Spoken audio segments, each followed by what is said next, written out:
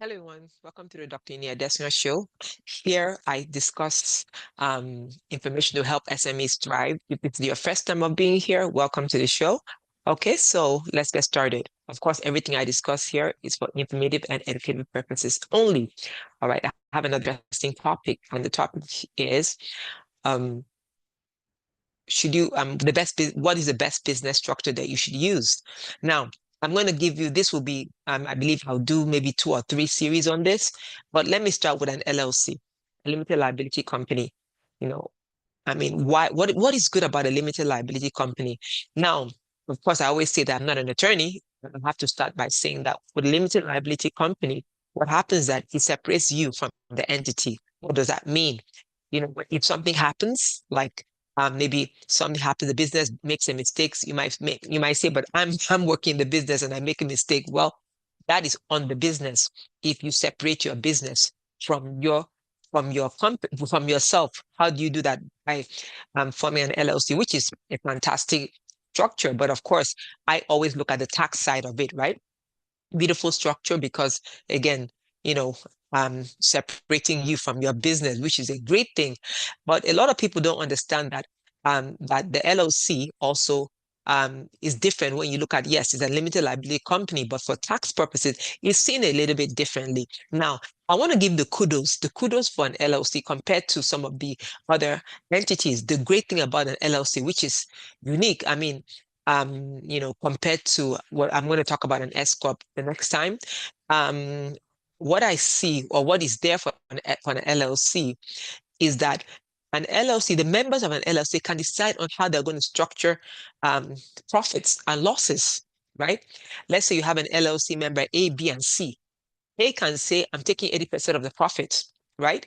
And 20% of the loss, if there's a loss, right? And say that, and it's allowed. It is allowed. You know, it's allowed. The Internal Revenue Code allows you to structure that when it comes to an LLC. That is the kudos for an LLC. You can say that this one is taking 10. You don't have to say because I'm taking 40% of the profit, I'm going to take 40% of the loss. You can actually structure it in such a way that, of course, agreed upon by your members because, yeah, I know when the example I gave, 80% to 10%, well, it depends. Could be those other two might just be investors, but that's a story for another day. But that's the greatest thing for an LLC. Of course, the liability part of it, but for tax purposes, so great that you can actually say that, you know what, I am not going to, take, I mean, the profits equal to the losses. You can do that. Of course, usually people don't do that. Most people don't do that, but people do it. Sometimes it depends on so many circumstances, right? People say, okay, I can invest money or, and because of that, I'm getting more of the profit. If there's a loss, I want a lower percentage. So those are the great things when it comes to LLCs, right? LLCs. Now, remember that an LLC can actually be taxed as another entity, right? And then that will be something we can discuss. I mean, if you want us to discuss, you can um, meet up with my firm or come and have a consultation because I want to just show you the modalities. But generally speaking, an LLC can actually be taxed as an S corp. LLC can be taxed also as a C corp, just depending, right? Then that changes things, right? But let's say you're an LLC, you still remain an LLC. Now, those are the good things. Those are the good things. But then what are some of the things that I don't, that might not be really great for an LLC? Now, for an LLC, tax wise, for an LLC, the tax structure or how it's taxed depends on the number of members, right? If it's one person that owns the LLC, right, is taxed on the 1040 on the tax return of the owner of the LLC. Now, if they are partners, right, then it's taxed. You have to prepare the profit and all the losses and then put it on the 1065, which is a partnership return. There's more than one person, right, it's taxed as a partnership. There's no election. Now, why is this not really a good thing? Because what is not good about this is that the self-employment taxes, you cannot, as an LLC member, you are not allowed to pay yourself a salary. Yes. Many people make that mistake and they issue themselves a salary. You're not allowed to do that, right?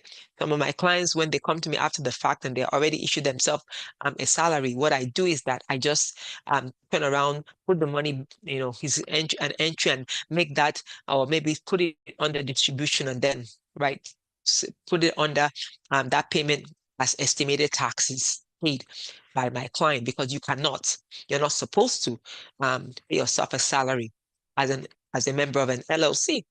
All right. So that's one of the things that, the big thing about an LLC is the self-employment taxes, which is high, right? You don't want that to happen. But those are some of the things that you have to consider. We're going to look at, I mean, I'm not going to look at all the entities because there are many, but some major entities. So an LLC, and of course, you don't have to remain an LLC, right? With an election, you can elect out from being an LLC, but always look at the pros and cons.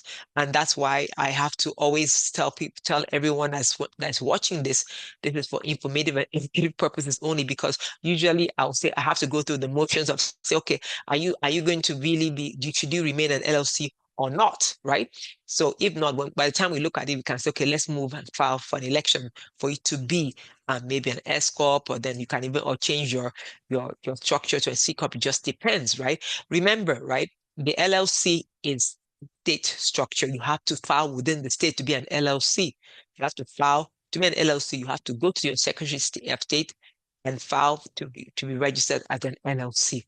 All right. All right. So we're not talking about sole proprietorship. We're not talking about general partners here. We're talking about a limited liability company. All right. So these are some things you should consider when you're wondering if, okay, an LLC is your choice, right? When you can't pay yourself. The bad thing is that, again, you can't pay yourself a salary, and of course the double taxation, because at the end of the day, you're taxed, on the distribution, on the profit, or I wouldn't say, let me not say distribution, on the profit. Now, somebody might ask me, oh, but are there instances that there's any exception when it comes to filing as a partnership if you are more than one person? And I'll say yes. If you're married, you and your spouse, right? You're married, you and your spouse, you're allowed to either file as one, that is as a, on that on your 1040 return, or you can actually file, both of you become partners. You can file it on a partnership return. It's allowed for married couples, right? You're allowed to do that. You have a choice, right? Remember, I said LLC is not a tax. It's not, oh, you filed an LLC and then it just ends that way. It just depends on how many people are in the LLC. That determines how you're taxed. You can be taxed as a sole proprietorship, or a partner, depending on the number of people that are in the number of members that are in the LLC. So I would say that, of course, stick around for the next episode when I'll talk about an S corp. But these are some of the things I wanted to highlight. Yes, it's very important for you to um, set up an LLC or some kind of structure which will go in. Um, the reason why I'm emphasizing this is because so many people have lost their property because they did not set up that LLC. And at the end of the day, you know what, they come and take your property, because if they sue the company, right? Because if you don't have any structure in place, right? They sue the company, they they can, and the company can't afford to pay that person. They can come after the assets, right, of the owner of the company, right? Also, these are the things that must be noted, right? And then, of course, that's the good thing about it. The good thing, another good thing, as I said, it's the beauty is that you can determine how much do you want to get in profit, in loss, depends on what the whole team, the members agreed on. And then, of course, the downside is the double tax. Not the double, it's not double because they're going to get into double with another structure, is the self-employment tax. And of course, you cannot pay yourself a salary, right? Why is that huge? Remember, if you pay yourself a salary, right? There's no there's really no self-employment tax because there's payroll, right? It just again depends on how you structure it. There's no self-employment tax if it's you have a structure that allows salary to be paid, right? Allowed salary, that person to, or the company to pay salary. All right. So that's some tips out there. If you want more details and say, okay, yeah, I have an LLC, I'm thinking of changing or the structure, is anything one can do? Of course, please navigate to my website and set up a consultation. All right. I'm happy that you're here. And of course, as we've, as I say, and I'm trying to always emphasize that to be successful, to thrive, I will say thrive, it's just you have to be intentional. And of course, um, you know, um, this is for informative and educative purposes only. But finally, I want to also add, please, if you're not sure, I always say do not step up and go and do things on your own. There's so many consequences of doing something or filing something that you're not sure of. It's better to be sure because the cost of fixing things outweighs the cost or the fee that if you don't have a CPA that my firm will charge because it's very expensive to fix errors, right? When those errors could have been avoided.